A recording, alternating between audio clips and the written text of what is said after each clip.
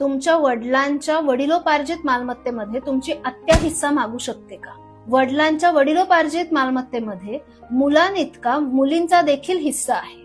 2005च्या Hindu succession amendment प्रमाणे आज आत्या देखील वडिलांप्रमाणेच सहहिस्सेदार आहे.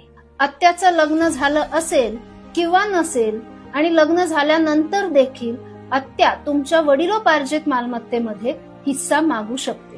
आजच्या कायद्याप्रमाणे आत्याचा तुमच्या वडिलांच्या वडिलोपार्जित मालमत्तेमधला हिस्सा अगदी अबाधित आहे आणि आत्याचा हिस्सा वगळून तुम्ही मालमत्ता विक्री करण्याचा प्रयत्न केला तर आत्या तुमच्या विरुद्ध न्यायालयामध्ये दावा दाखल करू शकते. कायदा समजून घ्या, हक्कांची माहिती ठेवा आणि ज्याचे हक्क त्याला नक्की द्या. यावर तुमचे मत आणि अनुभव आम्हाला कमेंट मध्ये नक्की कळवा. अधिक माहितीसाठी वकिली या चॅनलला फॉलो करा.